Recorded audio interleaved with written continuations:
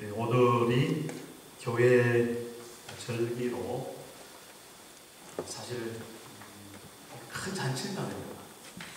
우리 주보에 보시면 주보 제일 앞쪽에 트리니티 한인교회하고 밑에 주일 예배가 나오잖아요.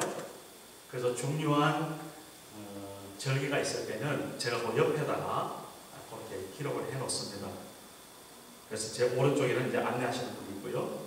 그래서 왼쪽에를 보시면 오늘 성령 강림주일, 그래서 펜테코스트 이렇게 썼습니다. 그렇습니다. 오늘이 성령께서 주를 아는 자들에게 임하신 정말 복된 날이라는 것, 오늘 우리가 좀 꼭 기억했으면 좋겠습니다. 그리고 교회 들어오시면서 벌써 분위기가 어느 좀 달라졌구나 혹시 느낀 것 있으세요? 네? 네. 뒤에 휘장이 벌써 달라졌죠. 부활에 대해서 쭉 걸어놨는데 오늘은 이제 빨간색에다가 비둘기 모양이 있고 밑에는 뭐가 이렇게 불꽃처럼 이렇게 되어 있죠. 바로 이것이 성령 강림. 한 2000년 전에 마가다나 방에서 120명이 모여서 전심으로 기도하는 그때에 우리 예수님께서 승천하시면서 약속했던 그 성령, 또 다른 보혜사 성령께서 오시는 그 장면을 이렇게 인상으로 그려놓았습니다. 그리고 바로 뒤에 보면 그전에는 하얀색으로 이렇게 강대상, 이제 강대상이 아니고 저기는 이제 제단이라고 그러는데 성찬할 때 쓰는 제단이죠. 양쪽에 보면 빨간색으로 했습니다. 흰색이 아니고 바뀌었죠, 색깔이. 그냥 생각해서 좀 이렇게 아름답게 지나가는 그게 아니고 의미가 있는 겁니다. 우선 빨간색 하면 무슨 생각이 여러분 드세요? 네, 당연히 불난 집 생각이 나죠. 오늘 우리 교회가 불이 났어요. 실제로 그런 어떤 타는 불이 아니라 성령의 불, 그런 불난 집을 표시합니다.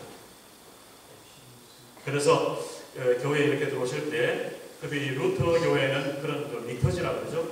예배 순서라든지 절기라든지 이런 것들을 나름대로 성사 일화 속에 그 성경 읽는 것도 다 이렇게 정해져 있고 그렇게 예배를 드리는데 우리는 그렇게 하진 않지만, 그러나 우리가 이 루터 교회에 들어오면서 분위기가 이렇게 절기가 흘러가고 있구나 하는 걸 좀 알면 상당히 의미도 있고 또 유익도 되고 또 하나님께서 이렇게 복되고 귀한 교회 마련해 주셨는데 함께 예배드리게 해주셨는데 너무너무 감사한 마음 커질 줄로 압니다.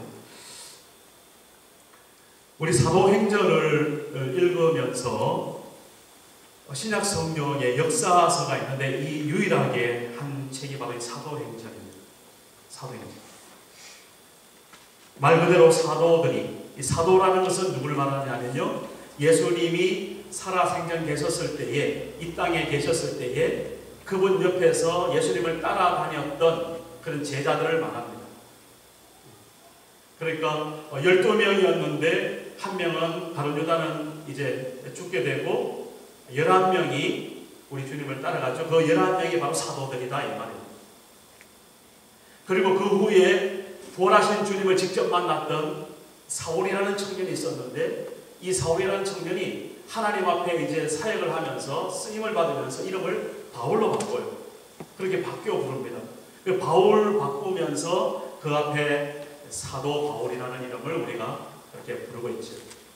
그래서 이 바울도 사도라 이렇게 우리가 합니다. 그 사도들이 향한 일들, 그게 바로 사도행전이죠. 그러면 그 사도들이 무엇을 했는가? 사실 간단해요. 복음을 전하며, 복음을 전한다는 무슨 말이죠? 예수님을 전하며 교회를 세우는 것이죠. 예수님을 전했을 때 예수님 믿는 사람들이 생겨나면 바로 그 자리가 그냥 교회가 되는 거예요.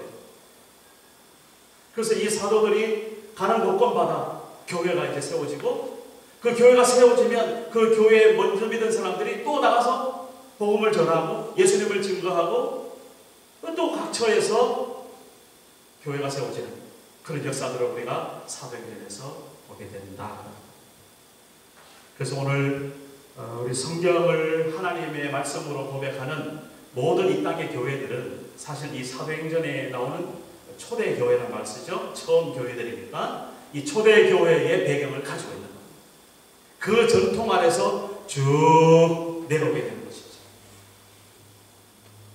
그러다가 종교개혁, 나중에 또 기회가 있겠지만은 그 종교개혁을 통해서 우리가 새롭게 갱신하고 다시 그 초대교회로 돌아가고 말씀으로 돌아가고 은혜로 돌아가고 믿음으로 돌아가자.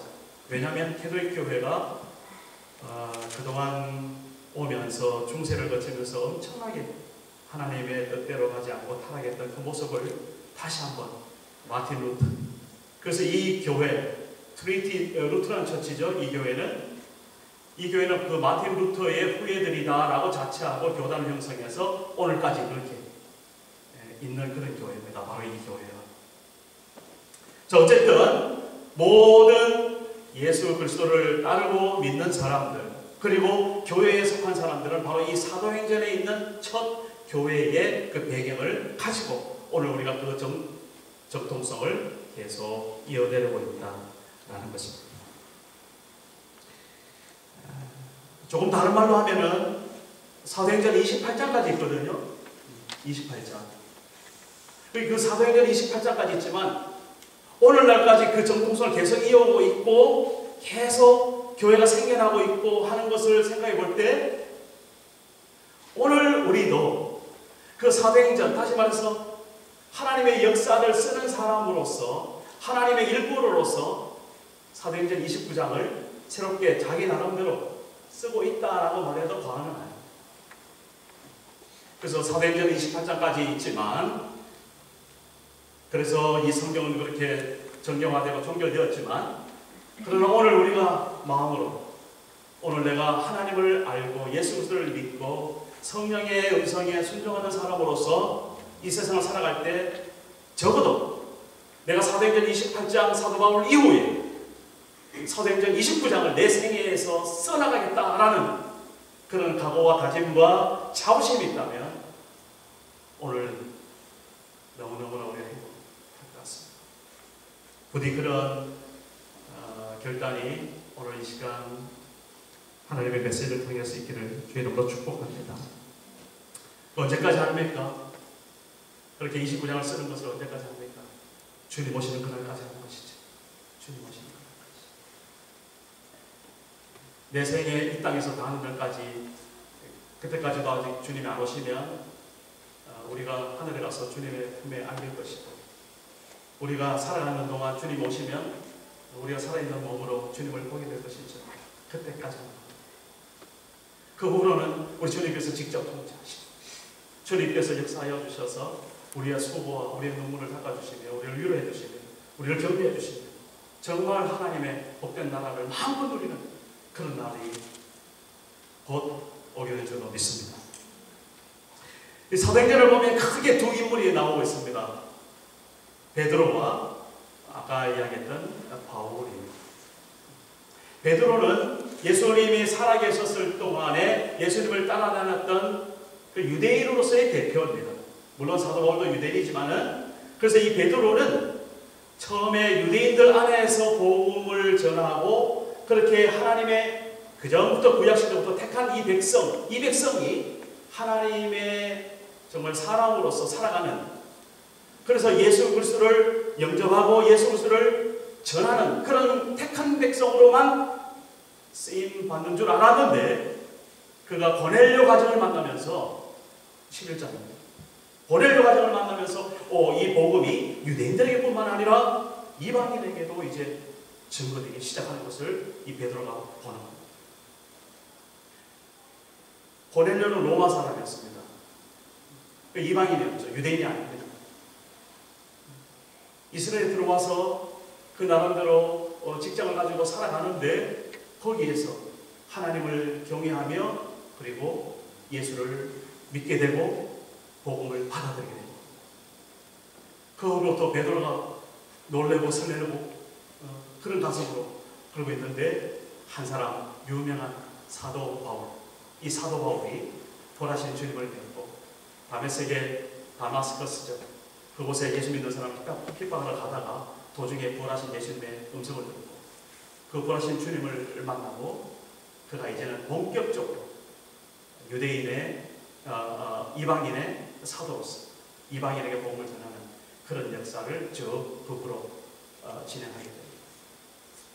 사도행전 속에는 전반부의 베드로의 모습, 후반부의 사도 바울의 모습, 이게 사실은 전체다. 그리고 28장이 끝나고 29장에 누구의 모습이 있을까요? 우리 안현숙 집사님의 모습, 배율이 자매님의 모습, 이호섭 형제님의 모습.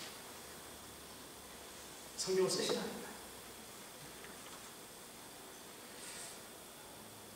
오늘 저는 이 사도행전을 처음 소개하면서 한 가지 꼭 잊지 말고 반드시 말해야 될 게 있는데, 그것은 이 사도행전을, 여러분 제가 지금까지 이 두 사도 중심으로 사도들이 써나갔지만, 그러나 사실은 이게 사람이 쓴 게 아니라 사도들이 그냥 자발적이고 뭔가 뭐 어디 홀려서 쓴 게 아니고, 실제로는 그 사람들을 사용하신 하나님, 더 구체적으로 말하면 성령님께서 사도행전을 쓰셨다. 저는 그렇게 분명히 감동하고 싶습니다.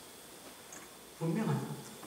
그래서 사람들은요, 사도행전을 그냥 사도행전을 부르지 않고 성령행전이다 이렇게 또 실제로 부르고 있습니다. 제가 봐도 그렇더라고요. 성령께서 쓰신 하나님의 나라의 역사다 라는 것입니다. 그러면 사도행전 29장을 오늘 우리가 만져 쓴다면, 그러면 내가 쓰는 걸까요? 누가 쓰는 겁니까? 하나님의 성령에 사로잡힌 자, 하나님의 능력에 사로잡힌 자, 그 성령의 임재와 성령의 기름 부으심을 경험하고 고백하고 느낄 수 있는 사람, 뭐 그렇게 말을 할 수 있겠지. 아까 우리 특송에서 제가 그 가사가 너무나 와닿아가지고 제가 좀 적었습니다. 그 특송 가사에 보면 시설이죠.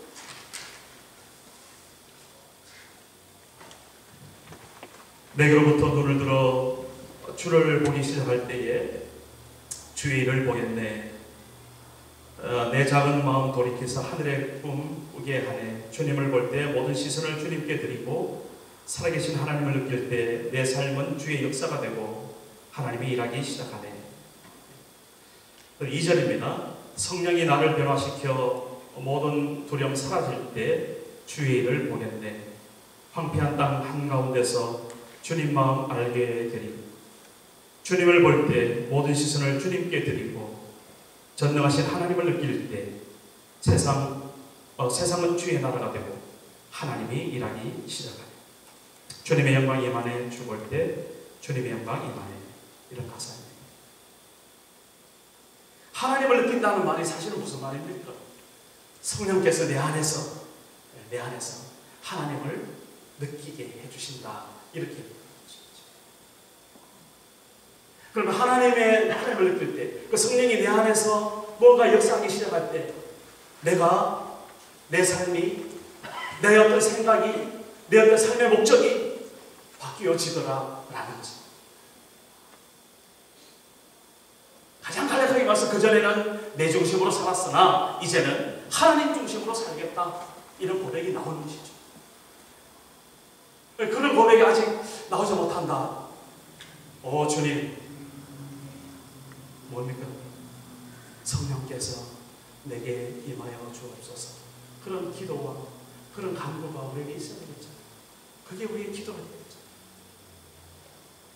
일어날 때마다 잘 때마다 성령께서 내 안에서 나의 마음을 만져주시고 나의 생각을 붙들어 주시고 나의 손과 발을 움직이게 해주셨을 때 그대로 순종하며 나아가면 성령께서 나를 도와주시고 해결하여 주시고 모든 문제들도 넘어가게 하시는 그 하나님의 임재, 그것이 오늘 성령 충만한, 우리 성령을 알고 있는, 경험하는 그 사람들의 고백이라는 것입니다.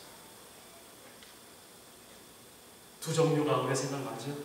두 종류의 사람들. 성령을 정말 진심으로 고백하는 사람들, 아니면 옆에서 성령 이야기를 많이 하는데 무슨 소리인지 전혀 감이 오지 않는 사람. 오늘 우리 트리니티 한인교회 모든 성도님들은 정말 성령을 경험하고 체험하고 그 성령을 고백하고 그 성령 앞에 순종하고 그래서 인생이 정말 완전히 바뀌어지는 그런 성도 되시길 주 이름으로 축복합니다.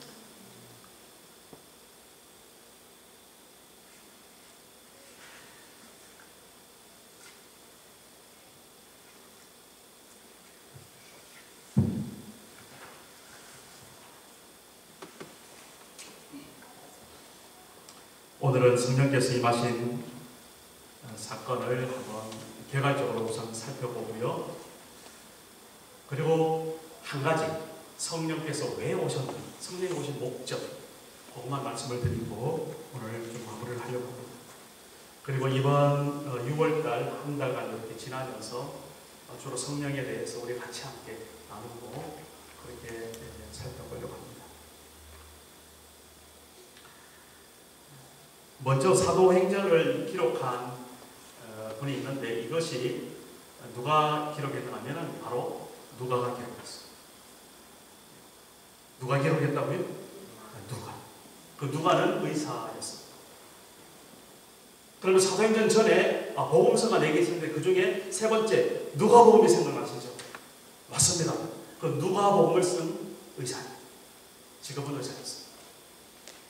그래서 누가복음을 쓴 이 누가가 사도 바울을 옆에서 전도하고 선교하는데 따라다니다가 이 사도행전을 기록하게 된 거예요. 그래서 누가는 지금 2개의 성경책을 기록했다 이렇게 할 수가 있습니다. 그런데 이 누가가 기록을 한 자기의 어떤 그 이야기를 사도행전 1장에 3절부터 5절에 분명히 기록하고 있습니다.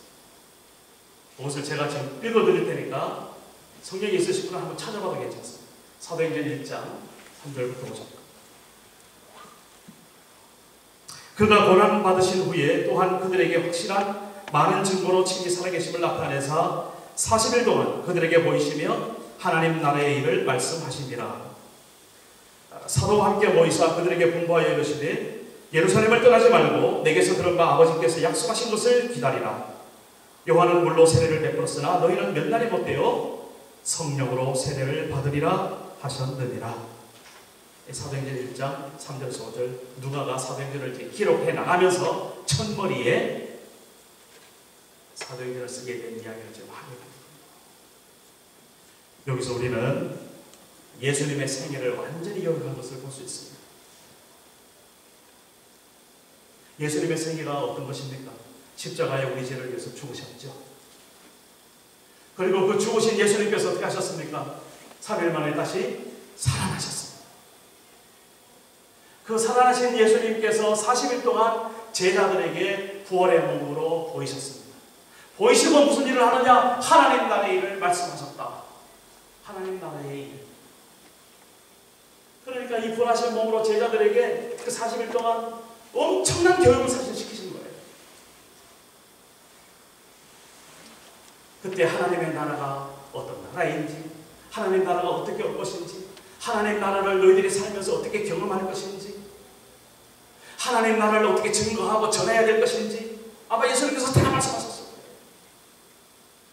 결국은 이것을 한마디로 하면 예수님의 살았던 3년의 생애가 하나님의 나라고 하나님 나라에서 우리가 따라야 될 한 사람의 표상으로 우리는 정리해 주셨습니다.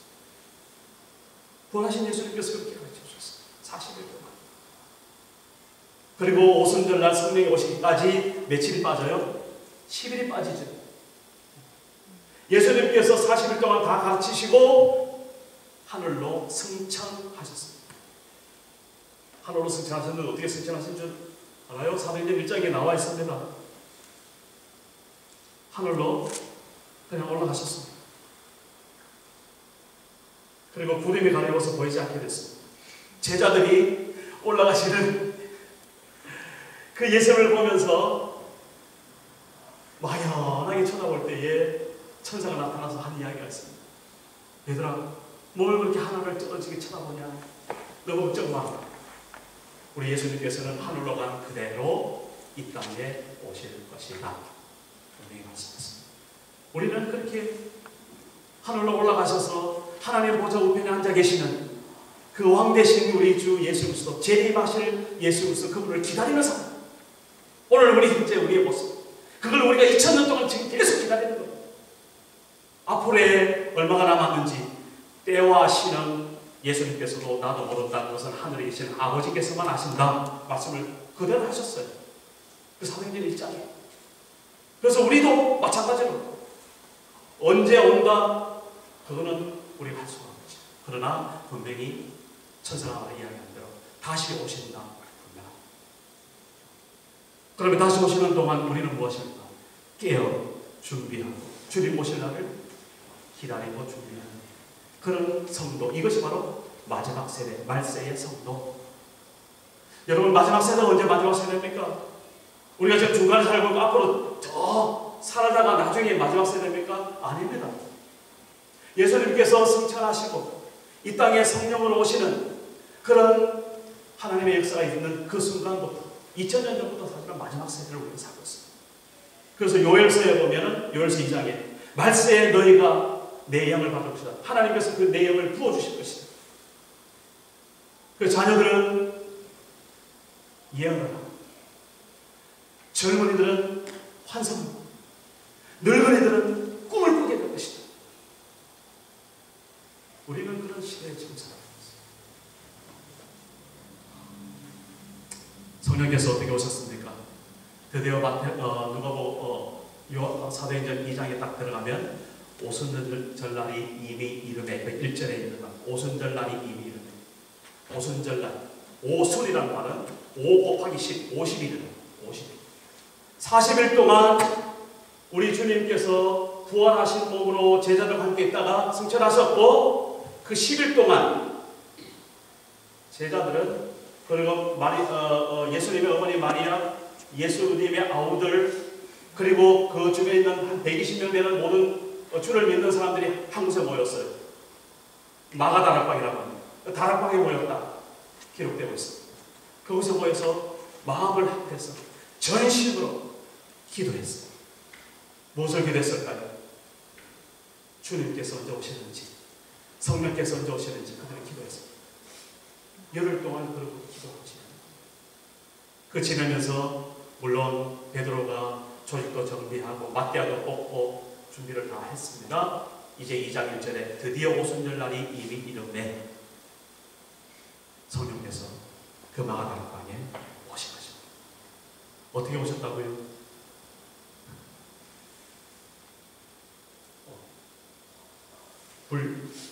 불처럼 갈라지는 것이 보이고 그리고 급하고 강한 바람 같은 소리가 있었다. 그렇게 보고하고 있습니다. 그들이 함께 있던 120명 되는 그 다락방, 아마 제가 느낄 때는 한 요 공간 정도 될 것 같아요. 요 정도 빡빡하게 이렇게 보이면 한 120명 되겠죠? 그들이 모여서 함께 기도했을 때 갑자기 급하고 강한 바람. 여러분, 급하고 강한 바람을 우리가 어떻게 연상할 수 있을까요? 여러분, 길가에 가면서 아니면 숲을 지나면서 바람을 세게 부는 그런 소리 혹시 기억나세요? 저는 어렸을 때 집에서 시골 그 문이 이렇게 열고 닫고 하는 그런 것이 창호지가 있었고요. 겨울에 바람이 불면 그 창호지 문턱으로 바람이 쉥 하고 들어오는 그런 기억이 아직도 있어요. 뭐 그렇지는 않겠지만은 하여튼 바람이 급하고 강한 바람이 쉥 부는 그런 소리를 그들이 들었어요. 그리고 또한 갑자기 불이 떨어져요. 불이 각 사람들 머리 위에 저렇게 불 같은 것이 임하고 타고 있는 거예요. 제가 사실은 그림을 여러 가지 좀 보여주려고 찾았는데 그 그림을 보여주면 너무나 뭔가 하나 딱 고정될 것 같아서 안 되겠더라고요. 그래서 아예 그림 없이 이렇게 설명을 하니까 그냥 이해하고 들으십니다. 다 사람이 상상해서 그린 거니까. 그러나 말씀 그대로 그냥 급하고 강하고 강한 바람 같은 소리 그렇게 기록되어 있고요. 그리고 각 사람의 머리에 불같이 임하는 그런 것, 그것이 있는다.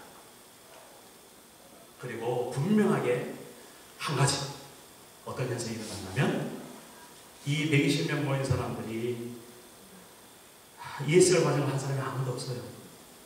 네. 저기 아프리카 말, 그 다음에 저기 팔레스틴 그 주변에 있는 나라들의 말, 저 소아시아에 있는 나라, 인도 말, 이런 말 하나도 배운 적이 없어요. 그런데 바로 그렇게 현상이 일어나고 이 모인 사람들 입에서 희한한 소리가 나요. 그게 무슨 소리가 하면은 다른 나라 외국어를 이야기하기 시작합니다. 그 전까지는 어떻게 기도했겠습니까? 그냥 평소에 쓰는 말로 기도했겠죠. 기도했는데 드디어 성령께서 임하시니까 희한한 이야기가 나요. 자기들이 이야기하면서도 무슨 소리도 몰랐겠죠. 생전 들어보지도 못한 나라에도 있었을 거니까 거기까지 다 가보고 배우고 산 사람들이 아니니까. 그런데 그것을 누가 하는가 하면 그 오순절날을 지키기 위해서 예루살렘에 온 방문객들이, 그 예루살렘에 온 그 유대인들, 다시 말해서 오순절을 지키기, 명절을 지키기 위해서 예루살렘에 온 이 사람들이 자기들이 온 지방에서 쓰는 그 언어로 들려줘요. 사도행전 2장에 보면 거기에 여러 나라의 말이 구체적으로 일부가 되어 있습니다.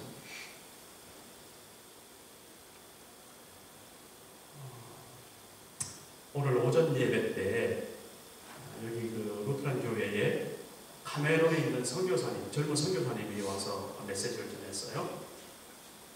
그분이 어디에 사역을 하는가 하면은 성경 번역 선교회입니다.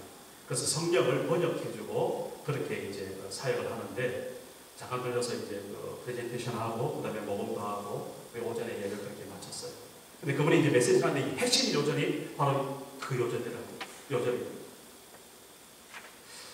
사도행전 1장에 보면 사도행전 2장 8절입니다. 제가 읽겠습니다. 우리가 우리 각 사람이 난 곳 방언으로 듣게 되는 것이 어찌 됨이냐. 우리는, 자, 어떤 나라들이, 어떤 지방들이 나오면 잘 보세요. 9절부터. 바데인과 메데인과 엘라멘과 또 메소포타미아, 유대아와 갑바도기아, 본도와 아시아, 부르기아와 밤빌리아, 애국, 저 이집트까지, 구레네에 가까운 리비아까지, 또 여러 지방에 사는 사람들과 로마 사람들까지 온 나그네 곧 유대인과 유대교에 들어온 사람들이라. 또 그레데인과 아라비아인들까지 우리가 다 우리의 각 언어로 하나님의 큰 일을 말함을 듣는도다. 그렇게 듣는 사람이 지금 고백을 하고 있습니다. 이게 소위 말하면 뭡니까? 방언이죠. 그렇게 우리가 교회에서 쓰고 있습니다. 방언.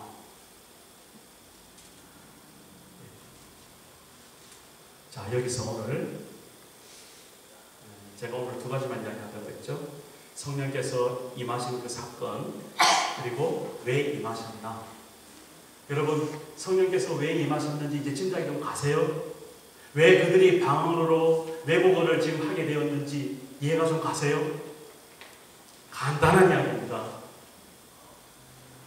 그들이 가지고 있는 복음, 그들이 가지고 있는 예수 그리스도가 우리의 주와 그리스도가 되셨다는 이 귀한 고백을 이제는 너희들만 알고 있는 것이 아니라 지금 네가 방문하고 있는 그 외국에 가서 말하자면 전해야 되지 않겠니? 하나님께서 지금 이렇게 사명을 주시는 거예요. 우리가 성령 충만하면 방언 받아야 돼. 그거는 말이 안 되는 것이죠. 그리고 방언 받지 않으면 성령 충만한 것도 아니고 성령 못 받았어. 저는 그건 아니라고 생각합니다. 방언을 하든 안 하든 그게 중요한 것이 아니라 성령이 내게 오시면 희한한 말을 할 수 있는 겁니다.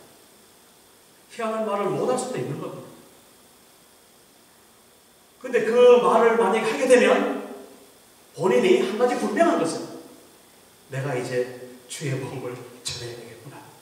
이 언어를 가지고 적어도 오늘 우리가 그런 마음을 좀 가지고 가봤으면 합니다. 저는 개인적으로 방언을 하고 있습니다. 근데 제가 하는 방언을 하고 있는 나라들 제가 아직까지 만나보지 못했습니다.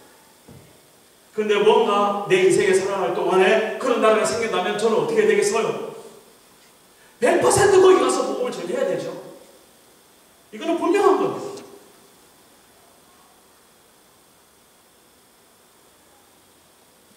그래서 어떤 사람은 평생에 그런 나라들을 못 만나서 천국 방언한다 뭐 그렇게도 이야기하는데 그거는 또 다른 이야기죠. 고린도 전서에 가면 천국에 대한 방언도 있습니다. 자, 오늘 어쨌든 우리 사도행전 2장을 하면서 이제 보십시오. 성령께서 왜 오셨는가? 성령께서 왜 그렇게 역사를 하셨는가? 그것은 단 한 가지 없죠. 우리 예수 그리스도 그분이 우리의 주님이시고 우리 예수 그리스도 그분이 우리의 그리스도 메시아 우리의 구주가 되신다는 그 사실을 땅끝까지 증거하기 위해서 그렇게 성령께서 오셨다는 사실. 이제는 다 앞에 걸 잊어버리셔도 괜찮아요.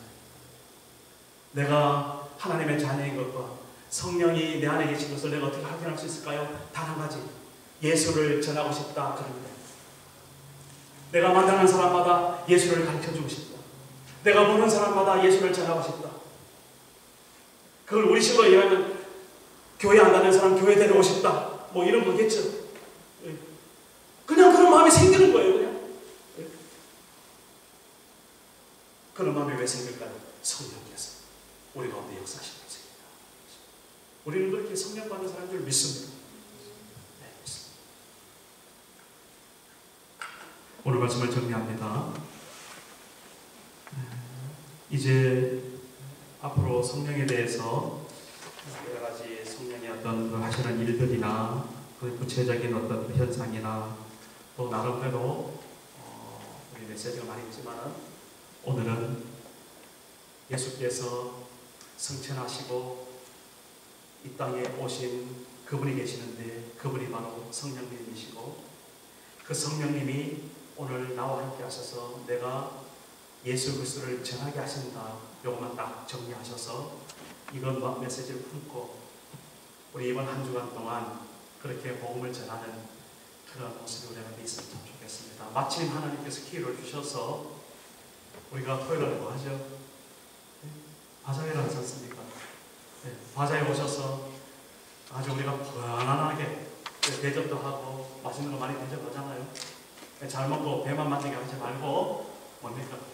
떠주는 손길, 파는 그 손길에 하나님의 복음이 실려서 예수를 알고 돌아가는 그 예수의 음성을 듣고 돌아가는 정말 트리니티 한인교회가 정말 예수 믿는 사람들이 모여있구나. 정말 예수 믿는 사람들이 하는 일들은 저런 거구나. 이런 것들을 우리가 좀 보여줄 수 있고 그래서 하나님과 영광이 된다면 오늘 메시지와 또 그 바자회가 하나님께서 우리에게 주신 그런 복음이 되겠습니다. 기도하겠습니다.